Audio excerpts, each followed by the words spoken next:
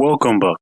So we're going to be talking about occupation still, but in occupation we'll talk about the factors affecting occupation. So firstly, the first thing you'd have to look at is the market demand for skills. So understanding market demand for skills helps align education and training with job market need, in the sense that you knowing the demand of the particular skill you're actually learning is going to make it easy for you to actually choose whether or not you should actually learn that particular skill or do anything within that particular skill set. So high demand skills like digital marketing, data analysis, and programming are crucial for career planning in tech focused economy. So for example, if you're actually planning to like do something that is tech related, so learning things like digital marketing, data analysis, based on the fact that they are in high demand, and it means that you have a higher chance of actually getting employed when you actually apply for a job.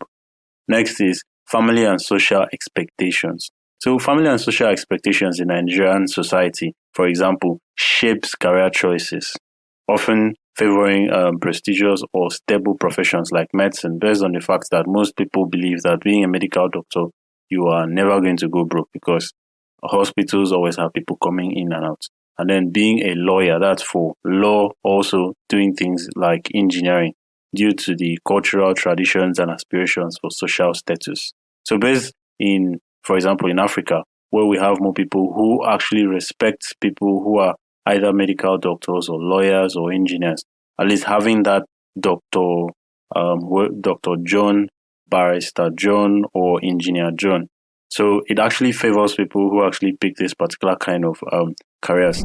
So we also have technological advancement. So the rapid technological advancements create new professions and also transforms existing roles, and as well as making it essential for students to actually stay updated on trends for informed career decisions. Now, this is where it actually gets a little bit different, because if you go back, let's say about 20 to 50 years behind, there are certain job roles that actually exist right now that did not exist in the past previously. So as technological advancement keeps on pushing the boundaries, new job, let's say, descriptions and positions keep being created each time. Then we also have the globalization and occupational choice. So globalization expands career opportunities globally. So this is not just something that happens within Nigeria or happens within Africa. It's something that happens within the whole world. So in this case, it's poised at creating demands for skills like language proficiency, cross-cultural communication, as well as international business management, where you actually have people not just being able to handle businesses within a particular nation, but being able to handle businesses where it crosses, let's say, within or above, in most cases where you have it, let's say, for example, you're in Nigeria, and then in this case, you have businesses that make you to have to communicate with Japan's businesses, or let's say having to have branches in different countries which speak different languages. Managing business in one country that speaks just one language is different from handling things internationally. So it's something you'd need to have a good skill set to be able to maintain or to handle. So next, we'll look at the government policies and supports. Now, government policies shape career opportunities via educational reforms, where certain things that were taught in a certain way might be updated, basically to like the current kind of like information that is actually available that should be taught. So vocational training, where you're not learning to be, let's say, a doctor, you're actually learning to be an artisan. In this case, let's say being able to do technical things like wiring, electrical kind of work, where you don't necessarily need like a BSc for. So, and economic policies, which the economic policies made in a particular country actually affects the kind of choice that's, or the reason why people actually choose a particular job title or choose to pursue a specific career. So in this case, it also helps in supporting youth employment as well as entrepreneurship. Entrepreneurship is where you're not expecting to get employed. You're the one creating employment for other people. That's actually what entrepreneurship is. So we also have the impact of occupational choice on income. So career choices actually helps to impact income potential. So in this case, based on the fact that you know that, let's say, doctors, for example, actually maybe paid more than a particular career that is actually around you. You may choose to actually pick that particular profession because it pays better. So with professions like finance, medicine, and engineering, which typically offering higher salaries based on the fact that these particular positions are held in high regard, based on the fact that they are very essential to the society as a whole. So we also have job satisfaction and occupational health. Now, job satisfaction refers to how content an individual actually feels in their work environment. So, for example, take it to be in the sense where you have somebody working in a particular company and the person doesn't really enjoy that work that he's doing, but he's just doing that work because he needs the money. Now, in this case, that person is not satisfied. A satisfied person is someone who enjoys going to work every single day and enjoys doing the job that they are being paid for. So this is also influenced by factors like job autonomy. We also have workspace or workplace culture, where in this case, maybe the culture in the office is everybody being friendly with each other. If you have an issue with someone, you just bring it out and then you have a dialogue and then solve it, rather than being in a hostile place where your boss is always micromanaging you all the time. Micromanaging in the case says that he's always watching every single thing you do, almost like telling you how to even live your life. So, and also aligning with personal values. Now, if you're actually working in a place where the core values of that particular institution aligns with your personal value, it makes it easier for you to actually conform, or let's say adapt and enjoy that particular place. So next is entrepreneurship as an occupational choice. Now, entrepreneurship involves starting and managing a business. In this case, you are not depending on another person to actually give you salary. Rather, you are the one creating employment for other people as well as yourself. So in this case, you end up offering innovations and financial rewards. So in Nigeria, programs like the Bank of Industries, YES, I also have the YES initiative, which supports young entrepreneurs with funding and mentorship. So in this case, you actually get funded, you get money, like let's say startup capital, which are usually loans, which let's say as your business progresses, you end up having to pay that money back, as well as mentorship. People who have been in the field for a long time, entrepreneurs who have been there, who have seen it all, will actually be the ones who actually inform you and give you advices on things you should do and things you should not do. Which, if you actually take those advices, your chances of having, like, let's say, a very successful business is higher. So we also have the challenges in occupation, or in this case, challenges in occupational decision making. So choosing a career involves navigating job uncertainty, where you are not exactly sure if that particular job is going to actually work out.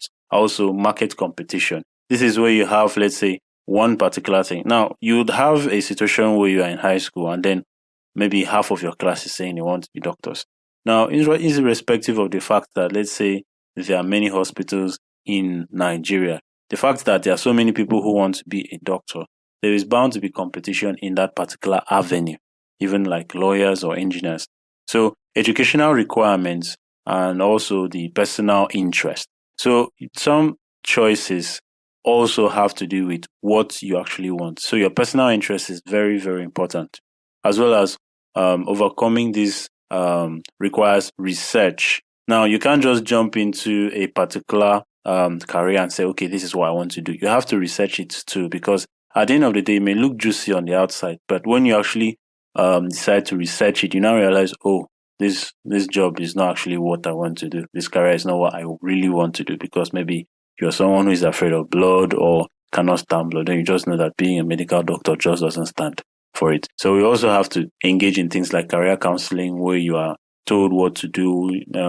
Your aptitude is being tested to see if you actually fit for this particular career, as well as self-assessments to align with individual strengths and also weaknesses that may exist.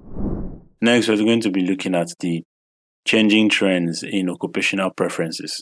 Now, occupational preferences shift with economic, or in this case, it shifts with how the economy is. Now, let's say you are in a Nigerian economy where things are not actually working properly.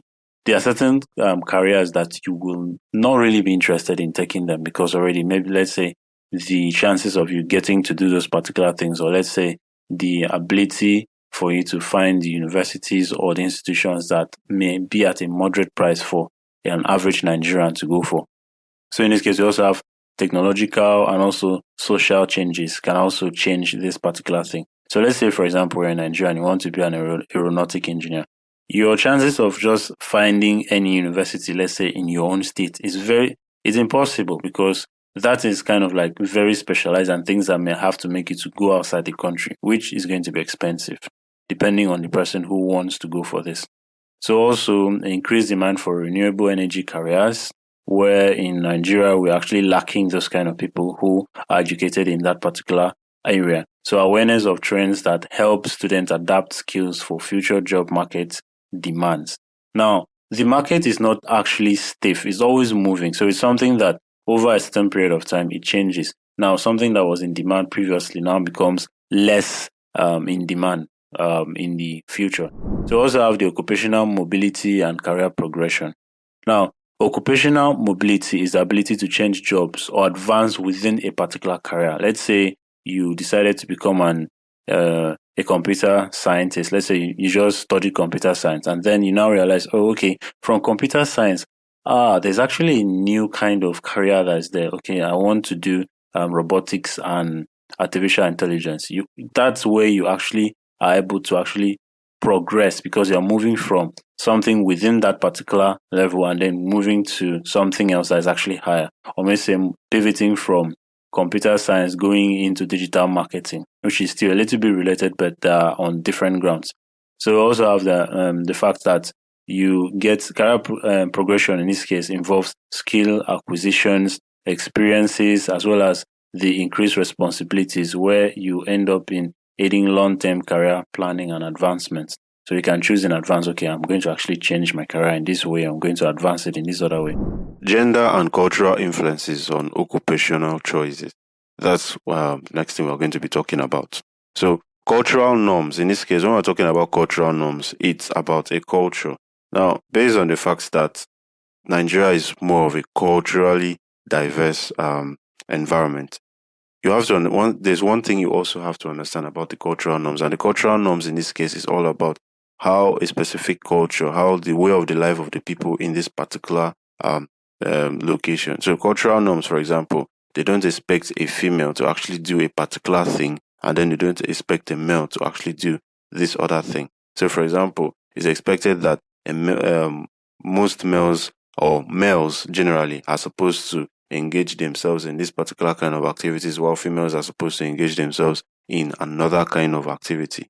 Now, these cultural norms also make rise to things like gender stereotypes, where females doing a particular thing becomes a problem, because in this case, they don't expect a female to do this particular thing based on the culture that they are used to, and they don't expect a female to or a male to actually do another thing based on that particular culture. So in this case, we can actually say that cultural norms are basically society's expectations that reflects in the attitude and also the behavior of a group of people. So we can actually say that that's actually what the cultural norms is, because in this case, it's an expectation from the society. Based in this case, is the cultural society that is supposed to be, or it's reflected in the attitudes and behavior of a group of people. So in this case, it's expected that, okay, females are supposed to do this and males are supposed to do that. So in this case, it actually influences the or shapes the career choices of certain people. So you may end up having more females going into fashion designing and then more males going into things like engineering, based on the fact that the society, or let's say the culture of that particular environment expects people to do different genders to do different kinds of things, thereby influencing which professions are deemed suitable for each gender. So like I said, you have more females going to fashion designing that has to do with sewing, and then you have more men going to engineering things, which has to do with heavy lifting and a whole lot of things like that. So promoting gender diversity and challenges, these stereotypes are actually going to be helped, because in the sense where we actually have people who actually advocate for saying that, okay, in this case, females can also actually do this particular kind of thing, and males can actually do this other kind of thing, and both of them can actually do the same kind of work. And also, supporting equal opportunities in various fields, because based on the fact that these opportunities are open to both genders, but you only have a single gender going after this particular thing. That's actually where you see most of these particular things that influences the occupation that, let's say, certain genders, being female or male, actually decide to actually choose based on the fact that culturally this is what they are used to, and also naturally this is what they would want to do. So we've come to the end of this particular topic. So in summary, we've talked about the market demands for skills. We've talked about the family and social expectations, where your family may actually be expecting you to do this particular thing. We also have the technological advancements, where technology influences the career choices, globalization, and occupational choices. We also have the government policies and supports. We've talked about the importance of occupational choices on income. We've talked about the job satisfaction and occupational health. We've also talked about the entrepreneurship as an occupational choice, where you are the one who actually creates jobs for other people rather than expecting another person to create a job for you.